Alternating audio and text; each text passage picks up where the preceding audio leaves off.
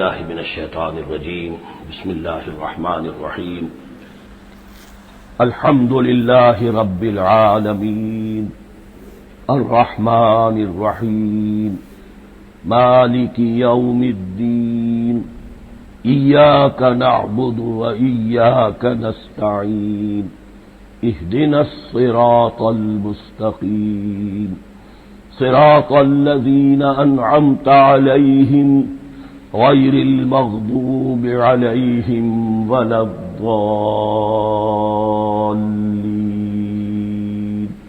آمین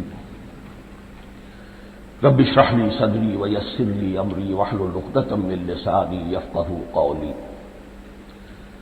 اللہم ربنا الہمنا رشدنا واعذنا من شرور انفسنا اللهم أرنا الحق حقا وارزقنا اتباعه وارنا الباطل باطلا وارزقنا اجتنابه اللهم ربنا يسر لنا أمورنا كلها وأتمم لنا بالخير وتقبل منا فإنك خير المتقبلين آمين يا رب العالمين. معزز حاضرین اور محترم خواتین، ہم اللہ کے نام سے اس سال کی نماز تراویح کے ساتھ دورہ ترجمہ قرآن کا آغاز کر رہے ہیں.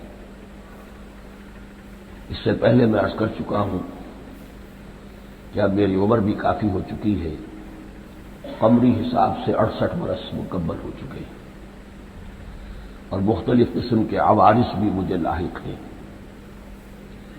اور بہت سے احباب نے اور رفقاء نے مشورہ دیا تھا کہ میں اتنا بڑا بوجھ اپنے ذمہ نہ لوں، لیکن میں نے خالصتاً توکلاً علی اللہ اس کی ہمت کی، اس کا ارادہ کیا، اس کے لیے اہتمام بھی خصوصاً ہوا ہے. مجھے اندازہ ہے کہ اب میرے خیالات کی جو رو ہے وہ اب اتنی تیز نہیں ہے جتنی کبھی ہوا کرتی تھی. کراس ریفرنسز بھی جو ہیں قرآن حکیم کے وہ اتنے مستحضر نہیں ہیں جتنے کبھی ہوتے تھے، بلکہ واقعہ یہ ہے کہ میری زبان بھی بعض اوقات لڑکھڑاتی ہے، اس لیے کہ مجھے جو ادویات استعمال کرنی پڑتی ہیں ان کا اعصاب پر بھی اثر ہوتا ہے، اور جو ہمارے اعضائے رئیسہ ہیں ان پر بھی اثر ہوتا ہے. بہرحال ان سب کے الرغم اللہ کا نام لے کر آغاز کر رہے ہیں. میری انتہائی نگارش یہی ہے، تیرے نام سے ابتدا کر رہا ہوں. ابھی میں نے سورہ فاتحہ کی تلاوت کی اور آپ نے سماعت فرمائی. یہ سورہ مبارکہ مصحف کے اعتبار سے تو پہلی سورت ہے ہی، سب کو معلوم ہے، لیکن یہ بھی نوٹ کر لیجئے کہ یہ نزول کے اعتبار سے بھی سب سے پہلی مکمل سورت جو حضور پر نازل ہوئی وہ یہی ہے. اس سے قبل متفرق آیات نازل ہوئیں، 5 آیتیں سورہ علق کے آغاز میں، کچھ آیتیں سورہ قلم یا سورہ نون کے آغاز میں، کچھ آیتیں سورہ مزمل کی ابتدا کی، کچھ آیتیں سورہ مدثر کے آغاز کی. 5ویں وحی تقریباً اس پر اجماع ہے کہ یہ سورۃ الفاتحہ کی ہے اور یہ مکمل سورت ہے جو حضور پر نازل ہوئی. سورۃ الفاتحہ کے معنی ہوئے افتتاحی سورت. فتح یفتح کے معنی ہے کھولنا، مفتاح کنجی کو کہتے ہیں، چابی کو. تو یہ اوپننگ سورہ آف دی قرآن، قرآن حکیم کی افتتاحی سورت. ویسے جیسا کہ میں تعارف قرآن کے ضمن میں عرض کر چکا ہوں، عربوں کا یہ مزاج تھا کہ جس چیز سے انہیں خصوصی محبت ہوتی تھی اس کے بہت سے نام رکھتے تھے. اس کے بھی بہت سے نام ہیں. سورۃ الفاتحہ سب سے عام ہے، لیکن الکافیہ، الشافیہ، ام القرآن، اساس القرآن، کم سے کم یہ 4 نام تو میں سمجھتا ہوں کہ ہر مسلمان کو مزید معلوم ہونے چاہیے، اور بھی بہت سے نام. اس سورہ مبارکہ کی بالاتفاق و بالاجماع 7 آیتیں ہیں، اگرچہ ان کی ترتیب میں کچھ اختلاف ہے. ایک رائے یہ ہے، اور یہ رائے امام شافعی کی بھی ہے اور بصرہ کے جو قراء تھے ان کی بھی ہے، کہ آیت بسم اللہ بھی سورہ فاتحہ میں شامل ہے، اس کا جز ہے. وہ اس کو شامل کر کے پھر 7 آیتیں بناتے ہیں. تو آخری جنہیں ہم 2 آیتیں سمجھتے ہیں صراط الذین انعمت علیہم غیر المغضوب علیہم ولا الضالین، وہ ان کے نزدیک ایک آیت ہے۔ تو گویا کہ نتیجہ یہ نکلا کہ آیتوں کی تعداد 7 ہی رہتی ہے۔ امام ابو حنیفہ رحمۃ اللہ علیہ کا موقف اور کوفے کے جو قراء تھے ان کا بھی موقف یہ ہے کہ آیت بسم اللہ نہ سورہ فاتحہ کا جز ہے نہ کسی اور سورت کا جز ہے، سوائے ایک مقام پر جہاں حضرت سلیمان علیہ السلام کا خط جو ہے نقل ہوا ہے، جو انہوں نے ملکہ سبا کو لکھا تھا، انہ من سلیمان و انہ بسم اللہ الرحمن الرحیم۔ تو قرآن کے متن میں صرف اسی جگہ پر یہ آیت شامل سمجھتے ہیں، باقی یہ صرف علامت کے طور پر کہ یہاں سے ایک نئی سورت شروع ہو رہی ہے درج کی گئی ہے۔ اس سورہ مبارکہ کو الصلاح قرار دیا گیا ایک حدیث میں، اس کا جو اسلوب ہے وہ دعا کا ہے، اور دعا کے ساتھ اس کی جو مناسبت ہے اور پھر اسی کی وجہ سے ہماری نماز کا یہ جزو لا ینفک بنا دیا گیا، بلکہ ایک حدیث جو میں آپ کو سناؤں گا اس میں اسی کو نماز قرار دیا گیا، الصلاح یہی ہے۔ ویسے وہ حدیث مبارک موجود ہے، لا صلاۃ لمن لم یقرأ بفاتحۃ الکتاب، جو شخص سورہ فاتحہ کی تلاوت نہیں کرتا اس کی کوئی نماز نہیں۔ اس کے حوالے سے بھی ہمارے ہاں دو مسلک ہے، ذکر صرف اس لیے کر رہا ہوں کہ آپ کے علم میں ہو، ان میں کوئی بنیادی فرق نہیں ہے، کسی بھی ایک رائے کا انسان قائل اور حامل ہو سکتا ہے بغیر اس کے کہ دوسرے کو بالکل غلط قرار دے، بلکہ یہ کہ اس کے لیے بھی گنجائش اپنے ذہن میں اور اپنے دل میں رکھے۔ تو ایک رائے یہ ہے کہ یہ میں کیا عرض کر رہا تھا کہ بھول گیا ہوں۔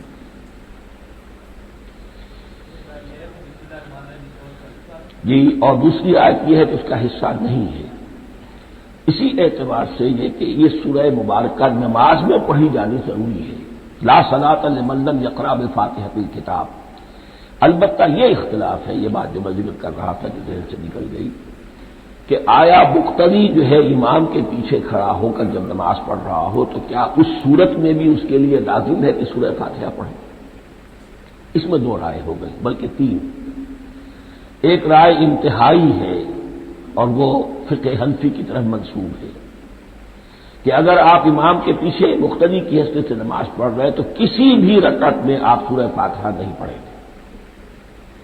ایک دوسری بالکل برعکس رائے ہے، وہ امام شافعی رحمۃ اللہ علیہ کی ہے کہ ہر حالت میں چاہے امام جہری رکعت پڑھا رہا ہو جس میں وہ بلند آواز سے سورہ فاتحہ پڑھ رہا ہو اور چاہے وہ سری رکعت ہو، ہر حالت میں مقتدی کو بھی پڑھنی ہے۔ ایک تیسری رائے بین ہے، وہ امام مالک کی ہے رحمۃ اللہ علیہ، کہ جو سری رکعت ہے جس میں کہ امام بھی خاموشی سے پڑھ رہا ہے مقتدیوں کو بھی پڑھنی چاہیے، جو جہری رکعت ہے جس میں کہ امام بلند آواز سے پڑھ رہا ہے اس میں مقتدیوں کو خاموش رہ کر پوری توجہ جو ہے سننے پر صرف کر دینی چاہیے۔ اذا قرئ القرآن فاستمعوا له وانصتوا، جب قرآن پڑھا جا رہا ہو تو پوری توجہ اس کے پڑھنے پر مرکوز کر دو اور خود خاموش رہو۔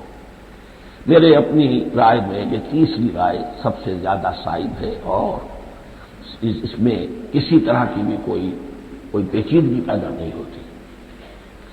بہرحال اس سورہ مبارکہ کا جو اسلوب ہے میں نے عرض کیا دعائیہ ہے، البتہ قرآن مجید کے علم اور حکمت کے اعتبار سے، اس کے فلسفے کے اعتبار سے ایک بات سمجھ لینی چاہیے۔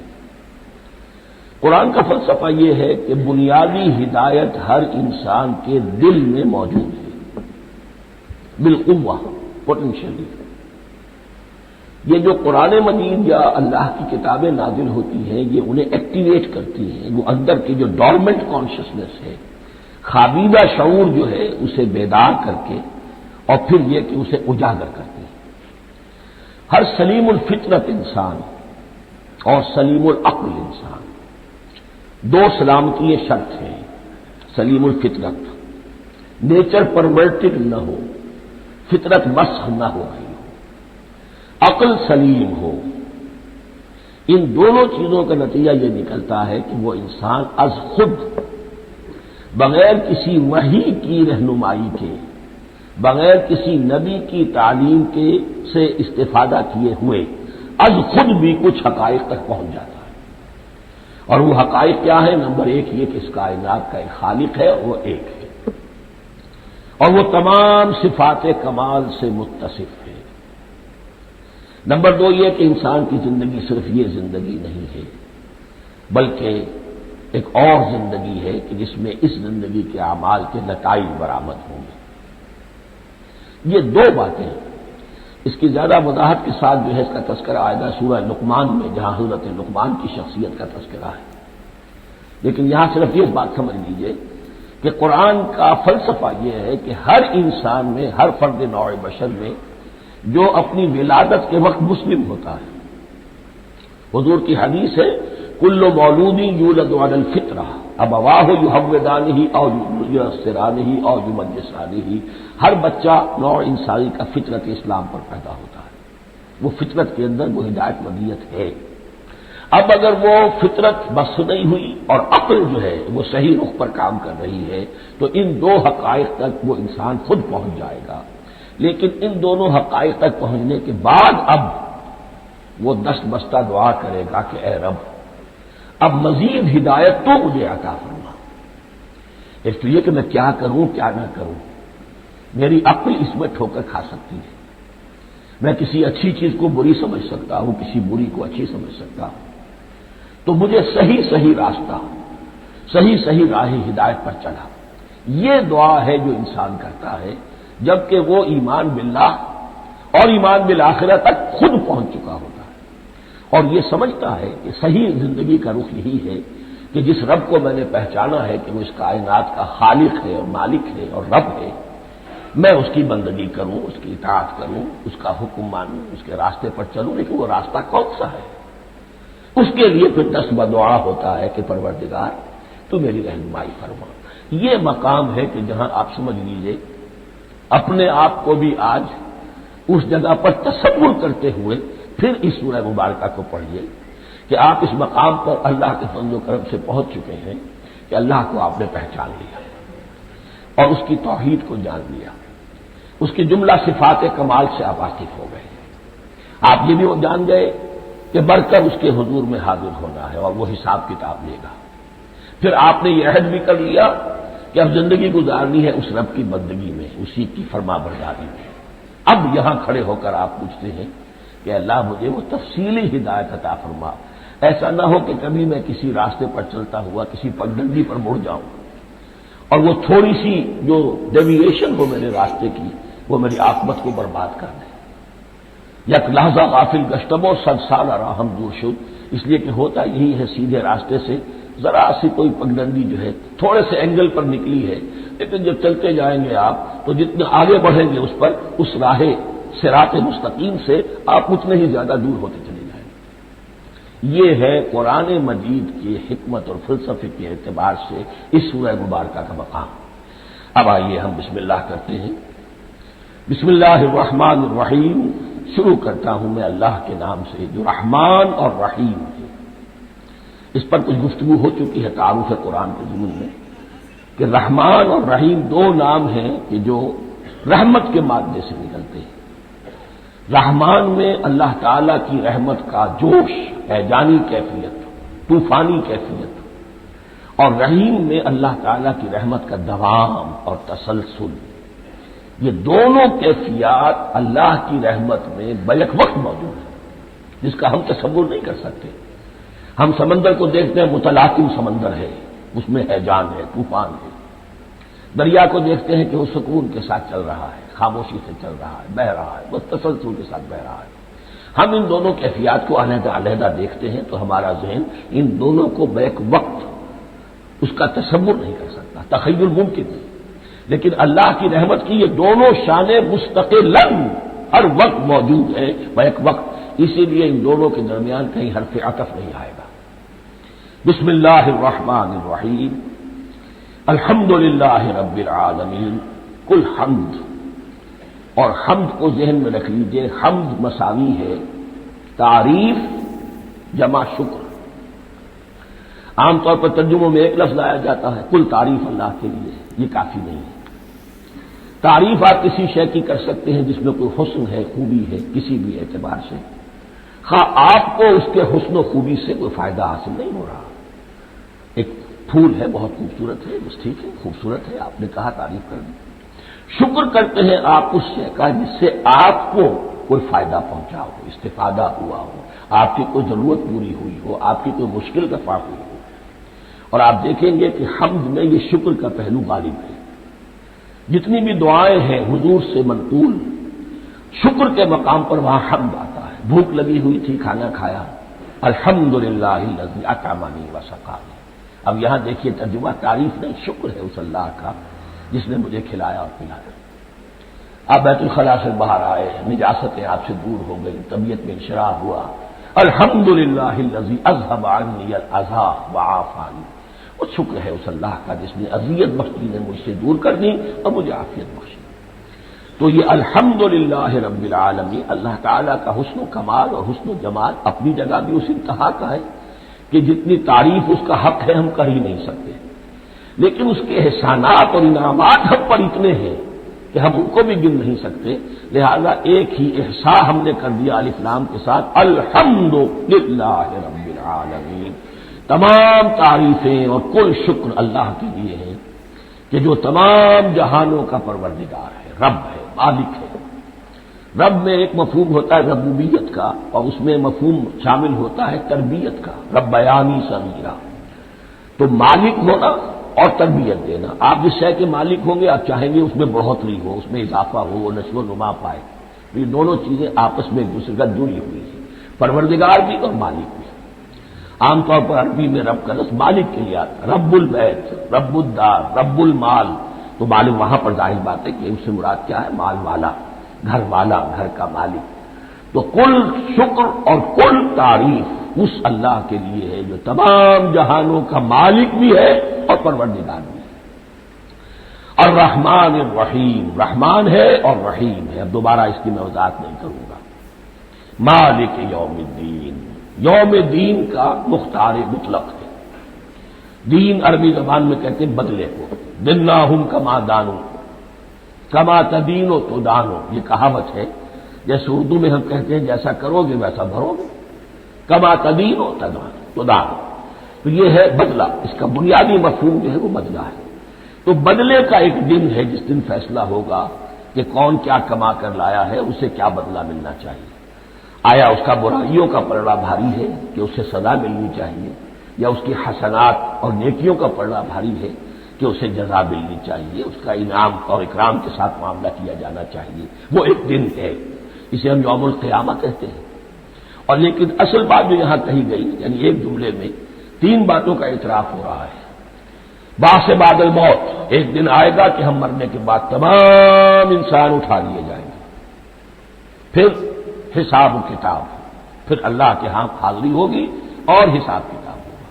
اور تیسرے یہ کہ اس حساب کتاب کے دن کا مختار مطلق اللہ، یعنی کسی اور کو اپنے ذہن میں سہارا بنا کر آپ زندگی گزاریں کہ وہ مجھے چھڑا لے گا، یا وہ ہستی جو ہے اتنی زوردار ہے کہ وہ مجھے بچا لے گی، اس سے اپنے دل کو، اپنے ذہن کو بالکل پاک کر لیجیے۔ مالک یوم الدین، ایک دوسری جگہ پر قرآن میں آیا ہے، اس روز کوئی پکارنے والا پکارے گا، لمن الملک اليوم للہ الواحد القہار، آج کے دن کس کا اختیار مطلق ہے؟ اور پھر کہا جائے گا اللہ کے لیے، الواحد قہار، جو پوری طرح چھایا ہوا ہے، مستولی ہے۔ تو مالک یوم الدین، جو جزا و سزا کے دن کا مالک ہے۔ اب یہاں سے کلام ایک رخ بدل رہا ہے۔ ابھی تک تو یہ غائبانہ انداز میں کلام ہو رہا ہے، اللہ سے خطاب نہیں آیا اس میں ابھی۔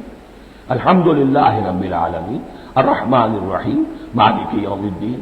اب خطاب ہے، ایاک نعبد و ایاک نستعین، ہم صرف تیری ہی بندگی کرتے ہیں اور کریں گے، اور ہم صرف تجھ ہی سے مدد مانگتے ہیں اور مانگیں گے۔ یہ ترجمہ میں کیوں کر رہا ہوں کہ یہ فعل مضارع ہے۔ عربی زبان میں فعل مضارع حال اور مستقبل دونوں کو کور کرتا ہے۔ ایاک کا جو ہے مفعول فاعلی جو ہے، مفعول جو ہے اس میں ضمیر مفعولی، اسے پہلے لا کر حشر کا مضمون پیدا ہو گیا۔ ہم تیری بندگی کرتے ہیں نہیں، ہم تیری ہی بندگی کرتے ہیں اور کریں گے۔ حال میں ترجمہ کیجئے تو یہ اظہار حال ہے، اور مستقبل میں ترجمہ کیجئے تو یہ عہد ہے، قول و قرار ہے، بہت بڑا معاہدہ ہے۔ وَإِيَّاكَ نَسْتَعِينُ، اور صرف تجھی سے مدد مانگتے ہیں اور مانگیں گے۔ اس میں بھی حال کا ترجمہ اظہار حال، اللہ کرے کہ واقعی ہمارا حال وہی ہو، جب ہم یہ الفاظ کہتے ہیں تو واقعتاً ہم اس پر پورے اتر رہے ہوں کہ اسی کی بندگی کر رہے ہوں اور اسی سے ساری استعانت اور استمداد کر رہے ہیں۔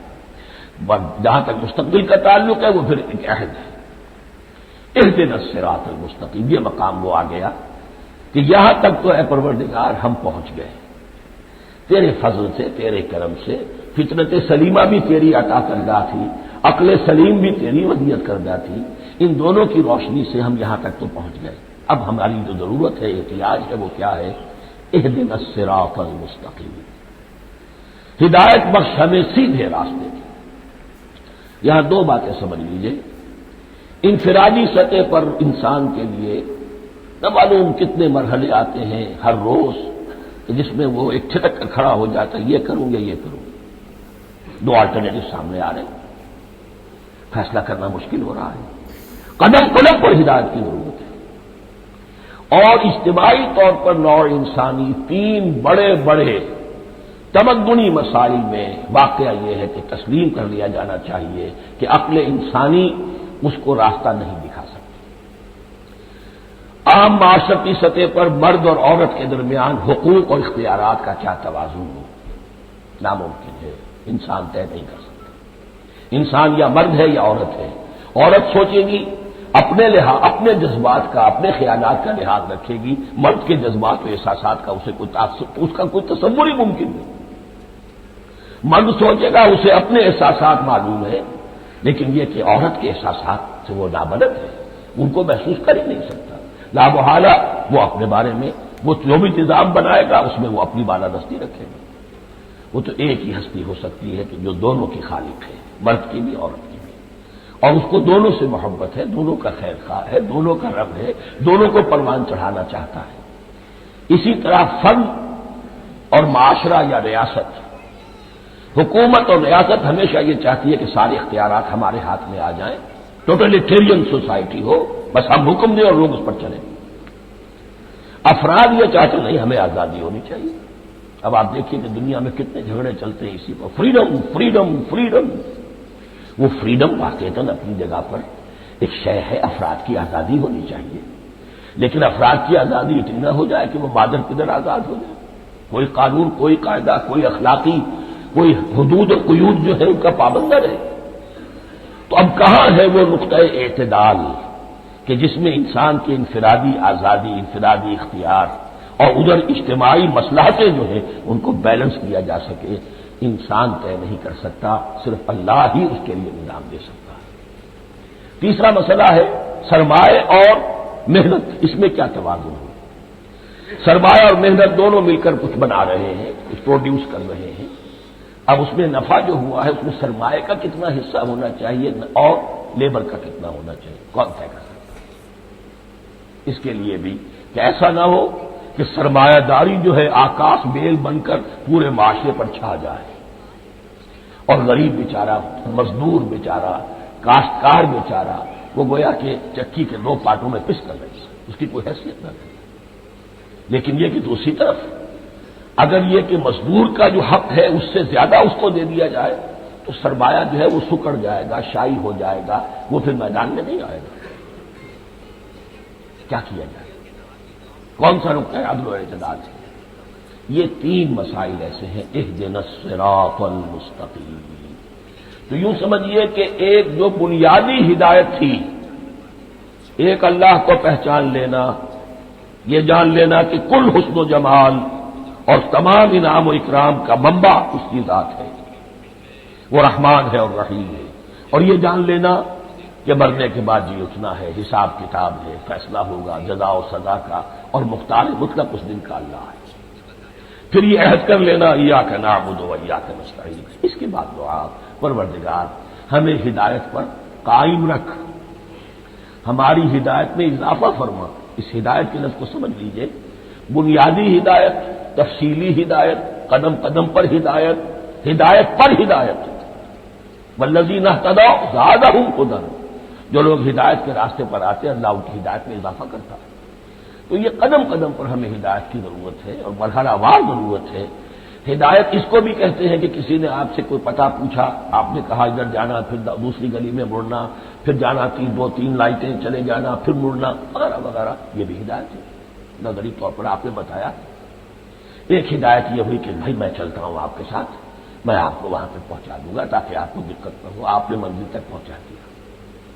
ان دونوں کے درمیان، یہ تو میں نے ایک فرد کی مثال دی ہے، اللہ اور بندے کے درمیان نہ معلوم کتنے مراحل ہیں ہدایت کے۔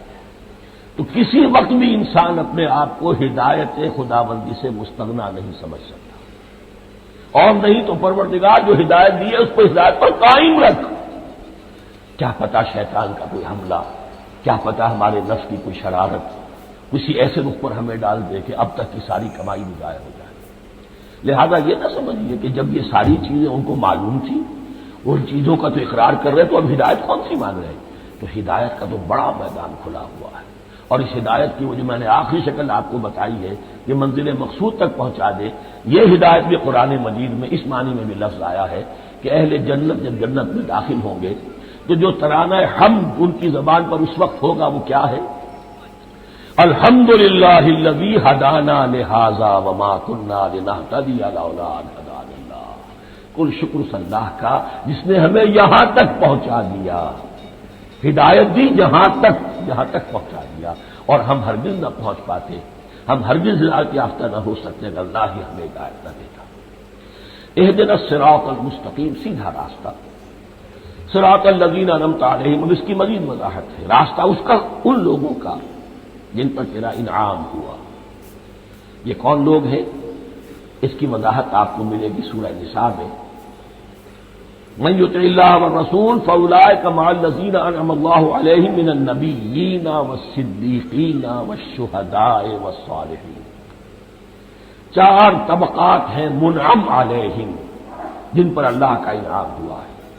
چوٹی پر انبیاء کرام، اس کے بعد صدیقین کرام، اس کے بعد شہداء عظام، اس کے بعد عام صالح مسلمان صالح۔ یہ بیس لائن ہے، اس سے اوپر کا درجہ شہداء کا ہے، اس سے اوپر کا درجہ صدیقین کا ہے، اور پھر اس سے اوپر کا درجہ انبیاء کا ہے۔ انبیاء میں سے پھر وہ بھی ہوتے ہیں کہ جو اولو العزم میں من الرسل ہیں، لیکن یہ 4 طبقات ہیں، ان کے راستے پر ہمیں چلا۔ غیر المغضوب علیہم ولا الضالین، جو مغضوب علیہم نہیں ہوئے، جن پر تیرا غضب نہیں ہوا، اور غضب ہوتا ہے ان پر کہ جو ہدایت کے واضح ہونے کے بعد ہدایت کو ترک کرتے، وہ ہے مغضوب علیہم۔ جنہیں ہدایت مل گئی ہو، ہدایت کو پہچان لیا ہو، پھر اپنی شرارت نفس کی وجہ سے، اپنی نفسانیت کی وجہ سے، اپنے تکبر کی وجہ سے، اپنی حسد کی وجہ سے وہ اس حق کو رد کر دیں، اس کو ترک کر دیں، ان پر اللہ کا غضب آتا۔ اور اس میں اس کی بہت بڑی مثال تاریخ کے اعتبار سے یہودی ہے۔ اللہ نے انہیں ہدایت دی، کتابیں عطا کی، تورات، انجیل، زبور، سینکڑوں نبی ان میں مبعوث کیے، 1400 برس تک نبوت کا تار ٹوٹا ہی نہیں، مسلسل۔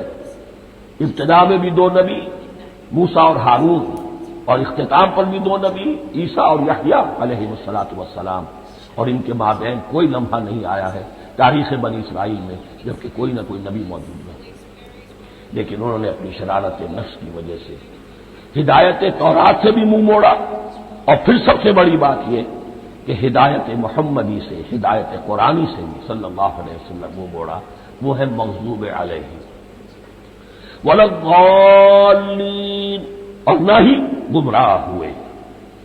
یہ لفظ جو آتا ہے عربی زبان میں گمراہ کا بھی ہے اور تلاش حق میں بھٹکنے والے کا بھی ہے۔ ایک وہ شخص ہے جس پر حق ابھی واضح نہیں ہوا، وہ تلاش میں، اس کے لیے بھی ضال کا لفظ آئے گا۔ اسی طرح کوئی شخص کسی کے عشق اور محبت میں ایسا ہو جائے، دیوانہ ہو جائے، اس کو بھی ضال کہتے ہیں، یعنی اس کے اوپر جذبات کا اتنا غلبہ ہو گیا ہے کسی کی محبت اور عشق کی بنا پر۔ تو حضور کے لیے یہ لفظ آیا ہے وَوَجَدَكَ ضَالًّا فَهَدَىٰ، اور یہ تو سورۃ الضحیٰ ہے، اکثر بیشتر لوگوں کو یاد ہوگی تو یہ جو ضلال کا لفظ ہے اس میں سمجھ لیجیے ضروری نہیں ہے کہ وہ گمراہ ہو، بلکہ وہ بھی کہ جو ابھی راہ ہدایت کی طلب میں اس کے حصول کے لیے اس کی تلاش میں کوشاں ہیں، اور وہ بھی کہ جو کسی مغالطے کی وجہ سے حق سے منحرف ہو جائے۔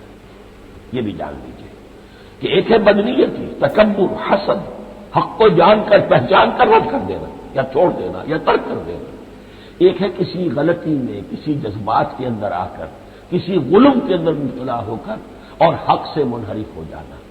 اس کی جو سب سے بڑی مثال ہے وہ نصارہ ہے، عیسائی ہے۔ حضرت مسیح کو انہوں نے مانا لیکن غلو کیا، یہ لفظ آئے گا آگے، لا تغلو فی دینکم، اپنے دین میں غلو نہ کرو۔ جیسے ہمارے ہاں بھی بعض لوگ ہیں جو حضور صلی اللہ علیہ وسلم کی تعریف میں، حضور صلی اللہ علیہ وسلم کے ساتھ اپنی محبت کے اظہار میں غلو کر جاتے ہیں۔ یہ انتہا درجے کو ہو گیا تھا حضرت مسیح علیہ السلام کے ماننے والوں میں، اور اس کی بنا پر انہوں نے تثلیث کا عقیدہ ایجاد کر لیا اور حضرت مسیح علیہ السلام کو اللہ کا بیٹا بنا دیا۔ تو اس کی سب سے بڑی مثال ضالین کی اس اعتبار سے کہ ہدایت پانے کے بعد کسی بدنیتی سے نہیں بلکہ کسی اچھے جذبے میں غلو کی وجہ سے رسول سے محبت کرنا تو اچھا جذبہ ہے، لیکن یہ محبت بھی ایک حد میں رہنی چاہیے۔ غلو کرے گی تو ظاہر بات ہے کہ اس کے بعد وہ گمراہی کی طرف لے جائے گی۔ یہ ہے اس سورہ مبارکہ کا ترجمہ، اور اس کے بعد آخر میں آمین کہنا یہ مسنون بھی ہے، کہنا چاہیے۔ البتہ اختلاف یہاں بھی صرف اتنا ہے کہ نماز میں جب آپ امام کے ساتھ ہیں، وہ اگر جہری قرات کر رہا ہے تو آیا اس کے بعد آپ کو بھی بالجہر کہنا ہے آمین یا نہیں کہنا، یہ اختلاف ہے، ان میں کوئی فرق واقع نہیں ہوتا۔ یہ چیز متفق علیہ کہ کہنا ہے آمین، بلکہ یہ آمین تو یہودیوں میں ہے، یہ آمین جو ہے یہ عیسائیوں میں بھی ہے۔ ان کی بھی جو پریئر لارڈس پریئر ہے اس کے بعد آمین، وہ آمین کہتے ہیں، وہ فرق وہ لفظ ایک ہی ہے۔ اس لیے کہ عبرانی زبان اور عربی زبان، یا تو ہم یہ کہہ سکتے ہیں کہ دونوں بہنیں ہیں، کوئی ایک مشترک زبان تھی ان کی ماں جس کی یہ دو بیٹیاں ہیں، اور یا یہ کہنا پڑے گا کہ عربی زبان کی ماں جو ہے وہ عبرانی زبان ہے۔ بہرحال بڑا قریبی رشتہ عربی کا اور عبرانی کا ہے، اس اعتبار سے وہ آمین۔ اب آپ کو معلوم ہے ہم السلام علیکم وہ کہتے ہیں، وہ سلام کہتے ہیں، وہ فرق کیا ہے؟ وہ تو تلفظ کا فرق ہے۔ اسی طریقے سے اور بہت سے الفاظ ہیں، میں بعد میں بتا۔ اب میں اس سورہ مبارکہ کے بارے میں خاص حدیث آپ کو سنانا چاہتا ہوں، اور اسی سے در حقیقت جو امام ابو حنیفہ کا موقف ہے رحمۃ اللہ علیہ، اس کی حقانیت مزید مبرہن ہو جائے گی۔ یعنی کیا کہ آیت بسم اللہ سورہ فاتحہ کا جز نہیں، سورہ فاتحہ الحمدللہ رب العالمین سے شروع ہوتی ہے۔ وہ میں آپ کو بتانا بھول گیا کہ جن کے نزدیک یہ سورت کا جز ہے وہ پھر جہری قرات میں بسم اللہ الرحمن بھی بلند آواز سے کہیں گے، اور جن کے نزدیک یہ سورہ فاتحہ کا جز نہیں ہے وہ نہیں کہیں گے، وہ الحمدللہ رب العالمین سے قرات کریں گے۔ تو کوئی فرق نہیں ہے بنیادی۔ یہ حدیث جو ہے یہ مسلم شریف میں ہے اور حدیث قدسی ہے، اس کے راوی حضرت ابو ہریرہ ہے رضی اللہ تعالی عنہ، اور اس حدیث نے اس صورت کے مضامین کا نہایت عمدہ تجزیہ کر دیا ہے۔ حدیث کے الفاظ سن لیجئے، قسمت الصلاۃ بینی و بین عبدی نصفین۔ اللہ تعالیٰ فرما رہے ہیں، حدیث قدسی ہے، میں نے نماز کو، صلاۃ کو اپنے اور اپنے بندے کے درمیان آدھا آدھا تقسیم کر لیا، فنصفھا لی ونصفھا لعبدی، اس کا نصف جو ہے وہ میرے لیے ہے اور نصف جو ہے وہ میرے بندے کے لیے، ولعبدی ما سأل، اور جو میرے بندے نے مانگا میں اسے دوں گا، میرا وعدہ ہے یا میں نے اسے دیا۔ اس کے بعد اس کی تفصیل آتی ہے، اذا قال العبد، جب بندہ کہتا ہے الحمدللہ رب العالمین، قال اللہ حمدنی عبدی، جب بندہ کہتا ہے الحمدللہ رب العالمین، اللہ فرماتا ہے میرے بندے نے میری حمد کی۔ وَإِذَا قَالَ الرَّحْمَٰنُ الرَّحِيمُ قَالَ اللَّهُ اثْنَىٰ عَلَيَّ عَبْدِي، جب بندہ کہتا ہے الرحمن الرحیم، اللہ فرماتا ہے میرے بندے نے میری ثنا کی۔ وَإِذَا قَالَ مَالِكِ يَوْمِ الدِّينِ قَالَ اللَّهُ تَعَالَىٰ مَجَّدَنِي عَبْدِي، میرے بندے نے میری تمجید بیان کی، میری بزرگی بیان کی۔ اب یہ تین آیتیں ہو گئی، تینوں میں اللہ کی حمد ہے، ثنا ہے، تمجید ہے، یہ تین آیتیں خالص اللہ کے لیے ہو گئی۔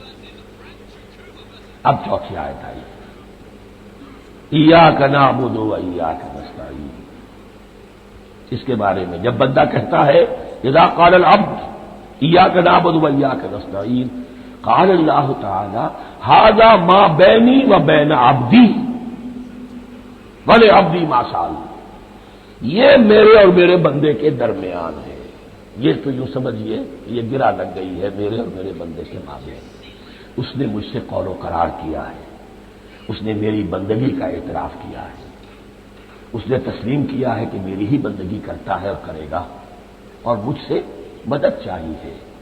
ھذا ما بینی و بین عبدی، یہ معاہدہ ہے، معاہدہ دو فریقوں کے مابین ہوتا، یہ میرے اور میرے بندے کے مابین ہے، والے عبدی ما سأل، اور میں نے اپنے بندے کو دیا جو اس نے مانگا، وہ میری مدد چاہتا ہے، میری مدد اس کے شامل حال رہے گی۔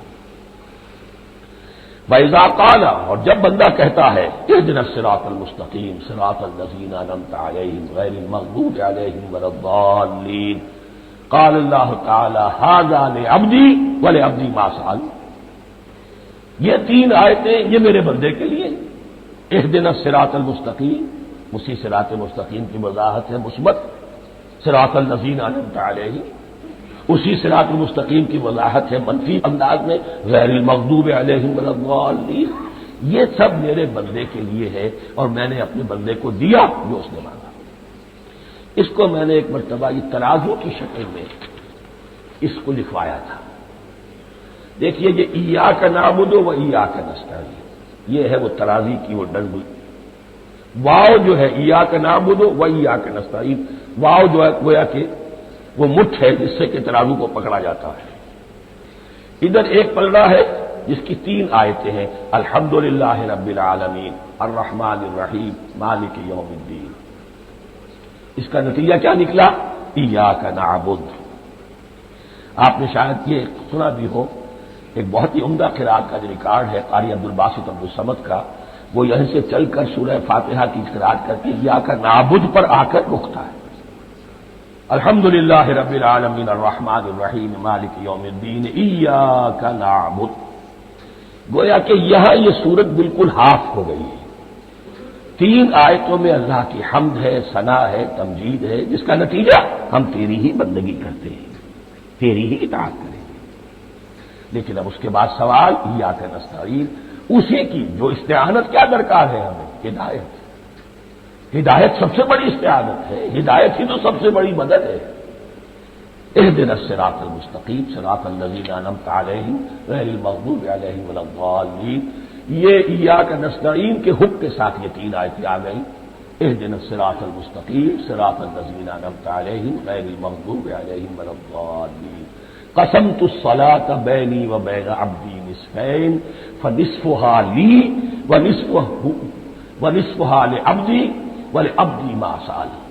اللہ تعالیٰ اس سورہ فاتحہ کا جو اصل مفہوم ہے وہ بھی ہمارے ذہنوں پر، ہمارے شعور کی سطح پر اسے اجاگر کیے رکھے، ہمیں توفیق دے کہ جب بھی پڑھیں جب بھی سنیں تو وہ کیفیت اگر ہو جائے، اس لیے کہ ایک حدیث ہے کہ الصلاۃ معراج المومنین، نماز تو اہل ایمان کے حق میں معراج کے درجے میں ہے۔ اس حوالے سے ہم یہ سمجھ سکتے ہیں کہ کوئی وقت ایسا آ سکتا ہے کہ انسان کو واقعتاً، روح انسانی واقعتاً اللہ کے یہ جواب سنے، انہونی بات نہیں ہے، ہوتا ہے خطاب آخر، اٹھتا ہے حجاب آخر، کرتے ہیں خطاب آخر، یہ تو ہوتا ہے مخاطبہ الہی، یہ تو میں نے عرض کیا کہ ثابت ہے، مخاطبہ، محادث اور تحدیث اللہ بندوں سے کلام کرتا ہے۔ بارک اللہ لی و لکم فی القرآن العظیم ونفعنی وإیاکم بالآیات والذکر الحکیم۔